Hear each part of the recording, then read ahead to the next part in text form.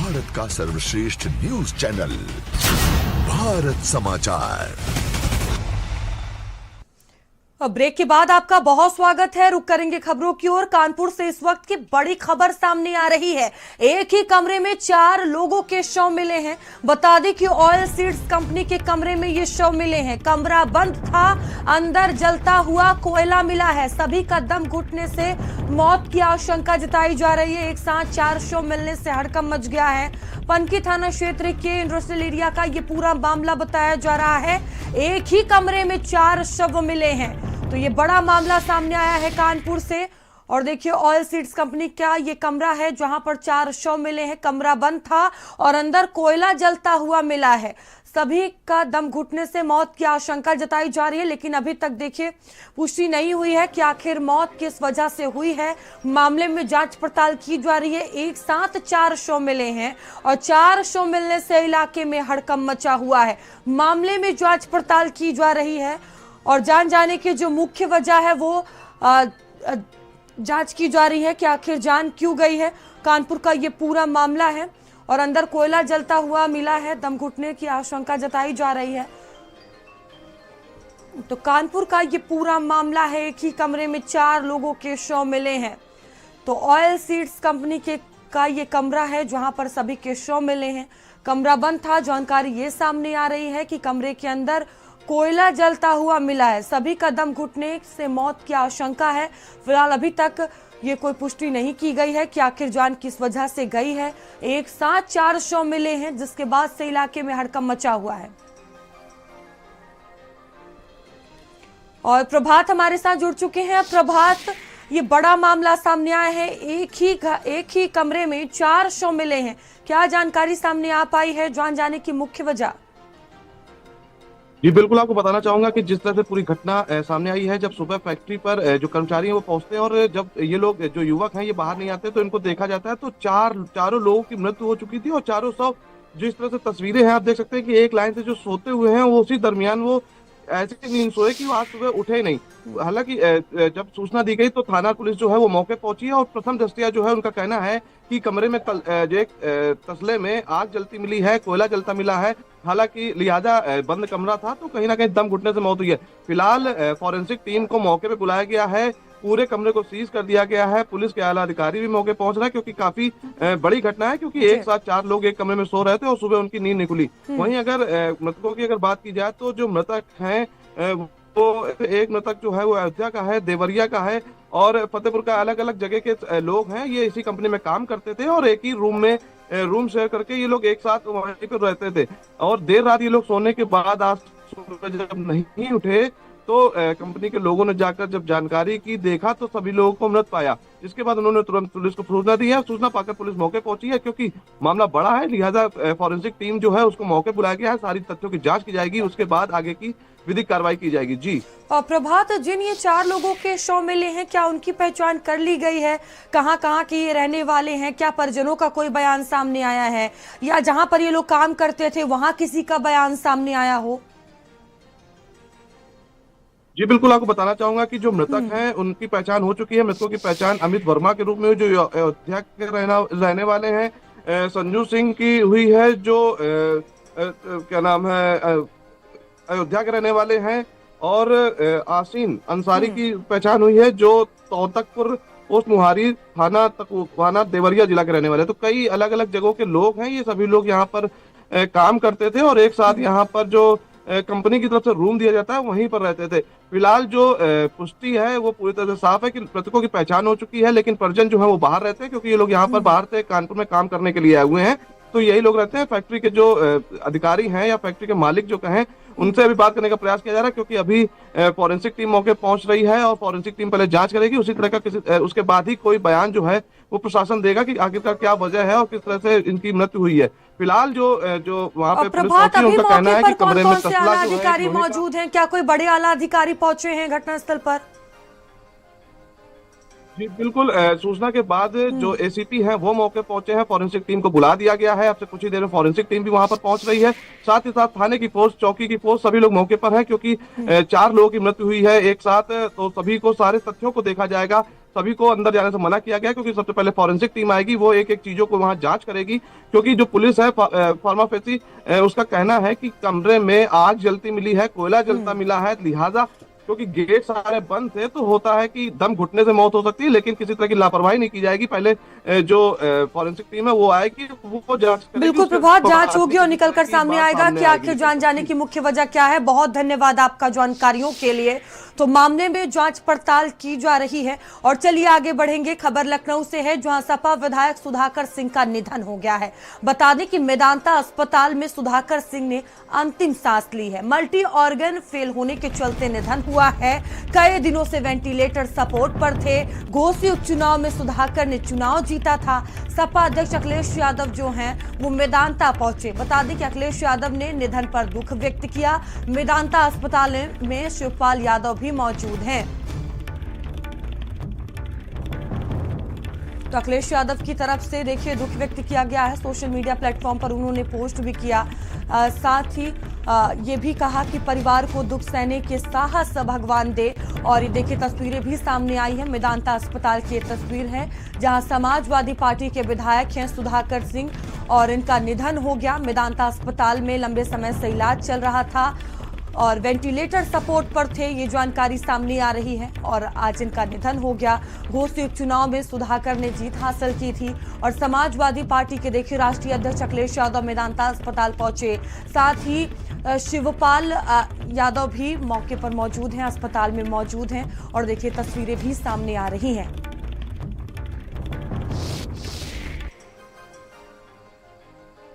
तो समाजवादी पार्टी के लिए ये एक बड़ी क्षति है और ये देखिए ये तस्वीरें भी सामने आई हैं मेदांता अस्पताल से जहां उनका इलाज चल रहा था। आज अंतिम सांस ली सुधाकर सिंह ने।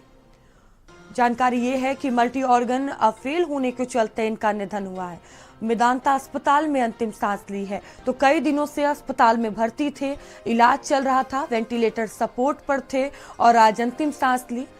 और देखिए ये तस्वीरें सामने आ रही है। समाजवादी पार्टी के राष्ट्रीय अध्यक्ष अखिलेश यादव जैसे ही उन्हें खबर मिली निधन की, अस्पताल पहुंचे और साथ ही देखिए परिजनों से भी उन्होंने मुलाकात की है। सोशल मीडिया प्लेटफॉर्म पर पोस्ट कर दुख भी व्यक्त किया है। यहाँ पर आए हुए हैं सर, कितना बड़ा नुकसान है समाजवादी पार्टी का?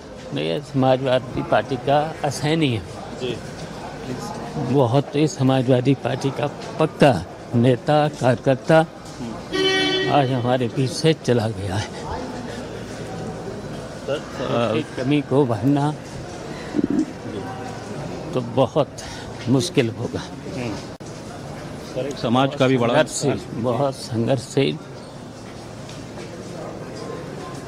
लोकप्रिय, बहुत लोकप्रिय व्यक्ति था।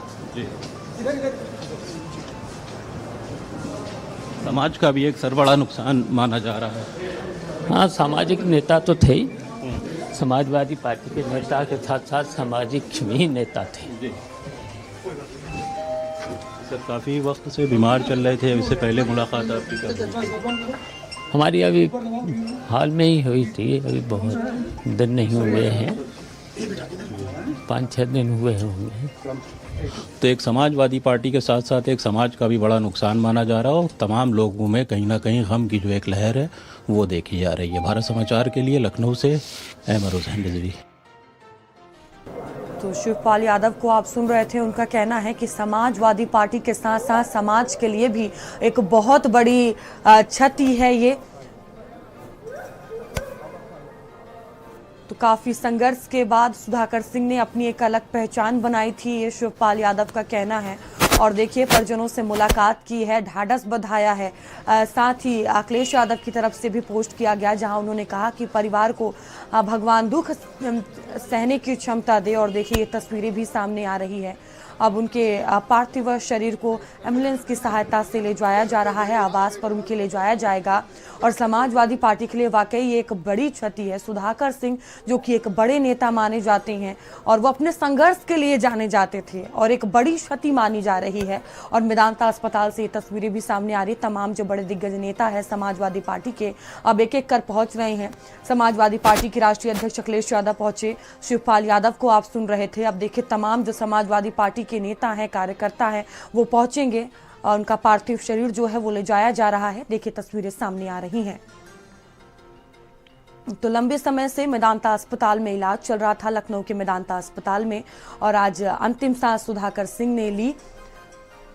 अब देखिए एक एक कर जो समाजवादी पार्टी के नेता हैं, राजनीति से जुड़े जो तमाम नेता हैं, मंत्री हैं, लोग हैं, वो पहुंच रहे हैं और अभी ये अस्पताल की तस्वीरें सामने आ रही हैं, आप देख सकते हैं।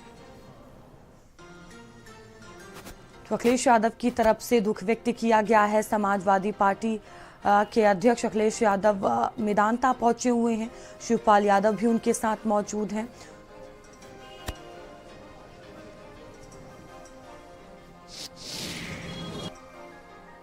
समाजवादी पार्टी के विधायक सुधाकर सिंह का निधन हो गया। उनके बेटे सुजीत सिंह जो हैं वो भी हमारे साथ हैं। सर, क्या हुआ था, कैसे आखिर उनका निधन हो गया? अचानक से कल उनकी तबीयत खराब हुई। यहाँ आने पे डॉक्टर ने बताया कि हार्ट जो है पंप कम कर रहा है और फिर वेंटिलेटर पे चले गए। आज सुबह उनका निधन हो गया। क्या पहले भी उनको कोई परेशानी रही थी? इस तरह कोई परेशानी नहीं थी। अभी वो बिहार इलेक्शन में 15 दिन थे, फिर एक दिल्ली में शादी थी, परसों वो अटेंड किए हैं। पूर्णतः ठीक थे, अचानक से ही हो गया। उनकी समाज में भी छवि बहुत अच्छी थी, पार्टी में भी उनको लोग काफ़ी कुछ पूछते थे। कितना बड़ा नुकसान मान रहे हैं आप तो उनके बेटे? उस नुकसान की भरपाई नहीं हो सकती है। मऊ जिले की जनता उस नुकसान की भरपाई नहीं कर पाएगी। पूर्वांचल में ऐसा कोई नेता नहीं है जो।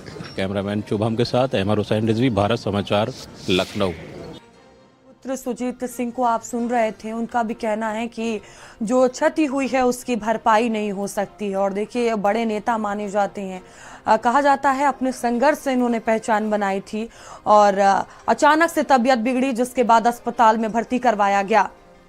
और चलिए खबरों में आगे बढ़ेंगे, बात करेंगे लखीमपुर की, जहां ट्रक ने बाइक सवार पति पत्नी को रौंद दिया।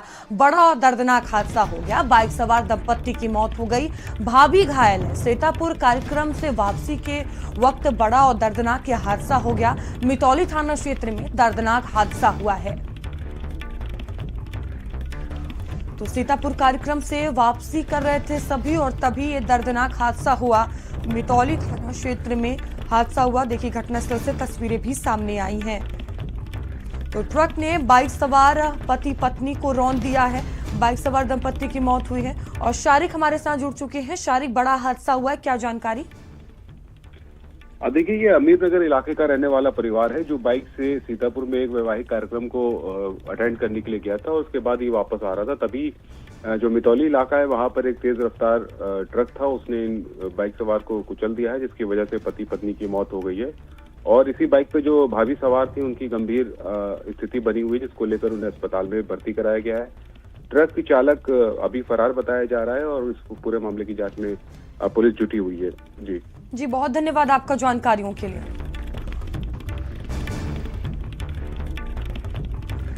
बाइक सवार दंपत्ति की हादसे में मौत हो गई है, भाभी घायल बताए जा रहे हैं। बड़ा और दुखद यह हादसा हुआ है।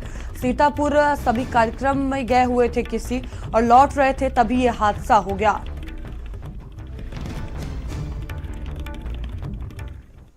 और खबर बुलंदशहर से है, जहां दबंगों ने घर में घुसकर महिलाओं को पीटा है, महिलाओं के साथ मारपीट की है और पथराव भी किया गया है। बेरहमी से महिलाओं पर लात घूंसे बरसाए गए हैं।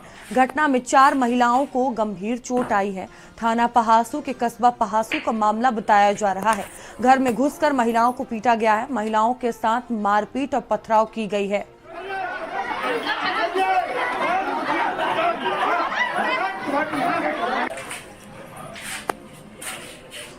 तो दबंगों की दबंगई यहां पर देखने को मिली है। देखिए घर में घुसकर किस तरह से मारपीट की गई है, घर में घुसकर महिलाओं को पीटा है।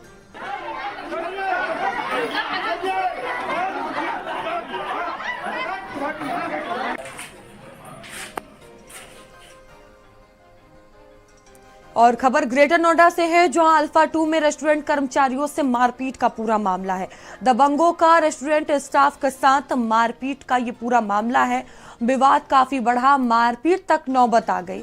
थप्पड़ मारने और धक्का मुक्की हुई। सीसीटीवी में पूरी घटना कैद हो गई है। बीटा 2 थाना क्षेत्र स्थित अल्फा 2 की घटना बताई जा रही है।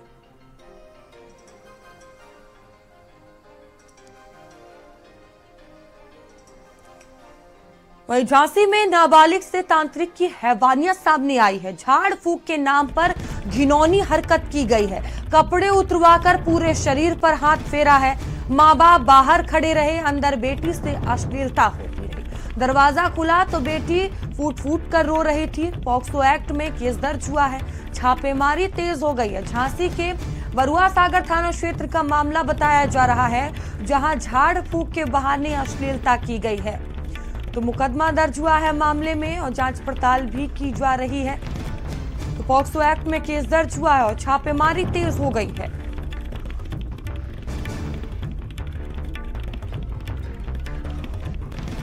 भजन लोहार झाड़ फूंक जानता था, तो इसको हमने बुलवाया। बिटिया की तबीयत खराब थी, तो इस घर पे आया कमरे पे, तो इसने बोला हम झाड़ फूंक जब करेंगे जब कमरा बंद करो। इनने बोले तुम आध घंटा बाहर बैठे रहो दोनों आदमी। तो दोनों आदमी बाहर रहे हम लोग। तो आध घंटा बाद कमरा खोला तो बिटिया ने रो रही थी। तो बिटिया से पूछा तो बिटिया ने बताया कि बदन पे हाथ फेरो, जांघन पे फेरो, जांघा फेरो। तो बताया उसने।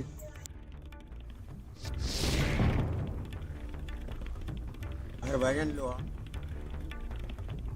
तो तांत्रिक की हैवानियत यहाँ पर देखने को मिली है। घिनौनी हरकत करता हुआ नजर आया है।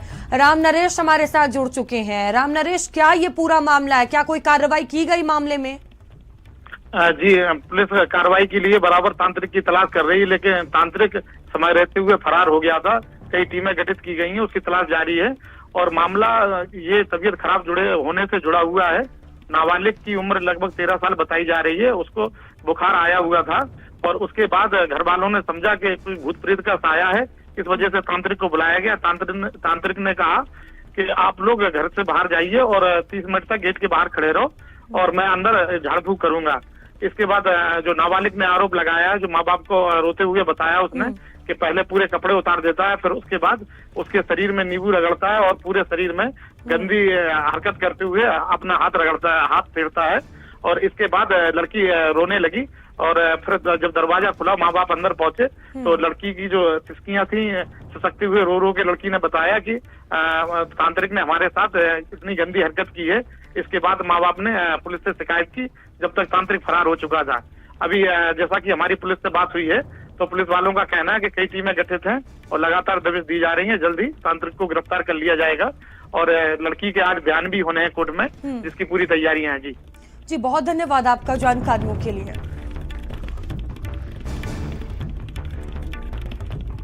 तो तांत्रिक मौके से फरार हो गया है और उसकी तलाश की जा रही है और देखने वाली बात होगी मामले में क्या कुछ कार्रवाई की जाती है।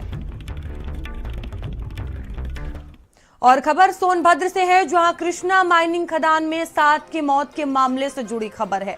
बता दें कि कृष्णा माइनिंग खदान को लेकर बड़ा खुलासा हुआ है। डीजीएमएस ने इस खदान में कड़े प्रतिबंध लगाए थे। खदान में सिर्फ सुधारात्मक कार्य की अनुमति थी। पूर्व खनन अधिकारी शैलेंद्र पटेल की लापरवाही सामने आई है। शैलेंद्र पटेल ने इस खदान में खनन होने दिया। डीएम बीएन सिंह का इस खदान को संरक्षण था। इस खदान में MM11 का भारी दुरुपयोग हुआ। मजदूरों की जिंदगी दांव पर लगाकर अवैध खनन किया जा रहा था। डीएम बीएन सिंह चाहते तो ये हादसा ना होता। देखिए, बड़ी लापरवाही यहां पर देखने को मिली है। समय पर डीएम ने डीजीएमएस के आदेश लागू नहीं कराए।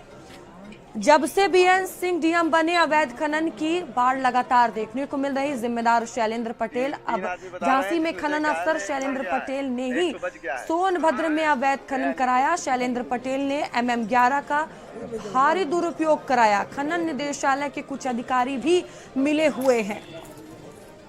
तो पूर्व खनन अधिकारी के देखिए यहाँ पर बड़ी लापरवाही सामने आई है।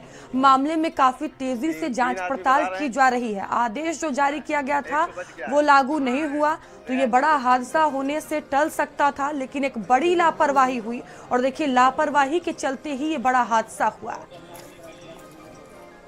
और पवन हमारे साथ जुड़ चुके हैं। पवन, क्या जानकारी सामने आ रही है मामले को लेकर, क्योंकि काफी तेजी से जांच पड़ताल हो रही है?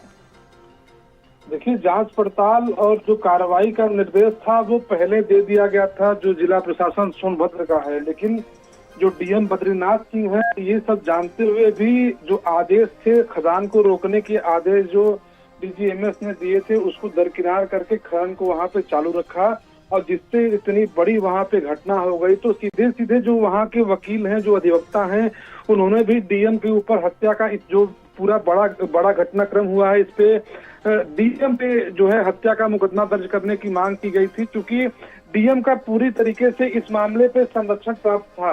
जो पूर्व के खनन अधिकारी थे शैलेंद्र पटेल, उन्होंने इस जांच को नजरअंदाज करके जो आदेश आया था उसको नजरअंदाज पूरी तरीके से किया और यहाँ पे जो खनन है उसको सुचारू रूप से चालू करवाया। कुछ लोग तो ये भी वहाँ पे जो सूत्रों के हवाले से खबरें आ रही हैं कि शैलेंद्र पटेल इस जो खदान है यहाँ पे अप्रत्यक्ष रूप से पार्टनर भी थे, जो उनको पैसा, जो इस अवैध खनन में पैसा जाता तो वो सीधे तौर पे जो शैलेंद्र पटेल पूर्व में खान अधिकारी थे उनको जाता। लेकिन अभी तक इस मामले में कोई उच्च स्तरीय जांच की जो कार्रवाई है वो शासन द्वारा निर्धारित नहीं की गई है। जो जांच है वो लोकल टीम जो यहाँ के सोनभद्र के प्रशासन है उनको सौंपी गई है। पवन, देखने वाली बात होगी क्या कुछ इसमें बड़ी कार्रवाई की जाती है, क्या कुछ होता है। बहुत धन्यवाद आपका जानकारियों के लिए। और खबर शामली से है, जहां सिपाही पति और सिपाही पत्नी का हाई वोल्टेज ड्रामा देखने को मिला है। सिपाही ने पति को दूसरी महिला संग पकड़ा, पति पर दूसरी महिला को गर्भवती करने का आरोप है। शामली पुलिस लाइन में तैनात है। बता दें कि सिपाही पति मुजफ्फरनगर में तैनात है और कांस्टेबल पत्नी, दोनों महिलाओं के बीच जमकर नोकझोंक हुई। सूचना पर कोतवाली पुलिस पहुंची है, थाने लेकर आई है। सदर कोतवाली क्षेत्र के काका नगर की घटना बताई जा रही है।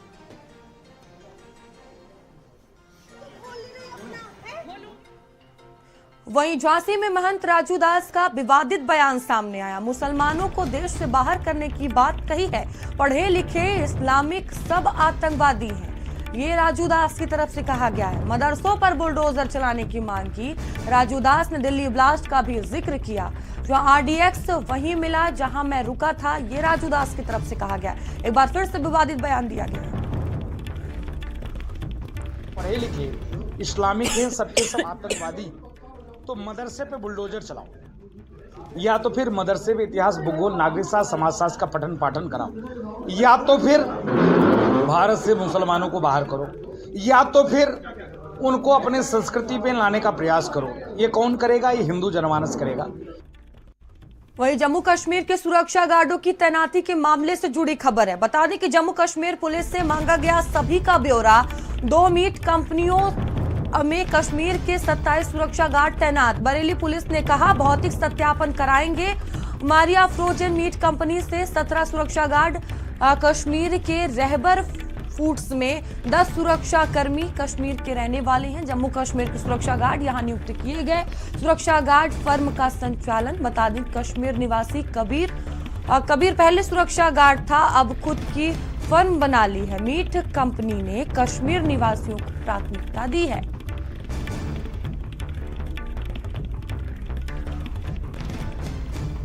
वहीं बरेली में हत्या के दोषियों को कोर्ट ने उम्र कैद की सजा सुनाई है। चचेरी बहन से लूट के विरोध में हत्या की थी। विरोध में इंजीनियर की गोली मारकर हत्या हुई थी। 16 जून 2016 में ये हत्या हुई थी। बता दें कि महेंद्र और नंदराम पर 60-60 हजार का जुर्माना लगा था।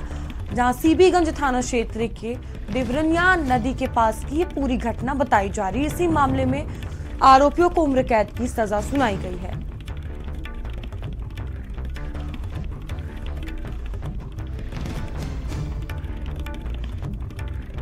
देवरनिया नदी के पास की ये पूरी घटना थी और हत्या के दोषियों को कोर्ट की तरफ से उम्र कैद की सजा सुनाई गई है। बरेली का ये पूरा मामला है। चचेरी बहन से लूट के विरोध में हत्या की थी, तो विरोध में इंजीनियर की गोली मारकर हत्या कर दी गई थी। वहीं बागपत में किशोरी का अपहरण कर दुष्कर्म का मामला। बता दें कि कोर्ट ने दोषी गुलशन को 10 साल की सजा सुनाई है। दोषी पर 25,000 रुपए का जुर्माना लगाया गया है। बालेनी थाना में वर्ष 2023 में मुकदमा दर्ज हुआ था और इसी मामले में ये सजा सुनाई गई है।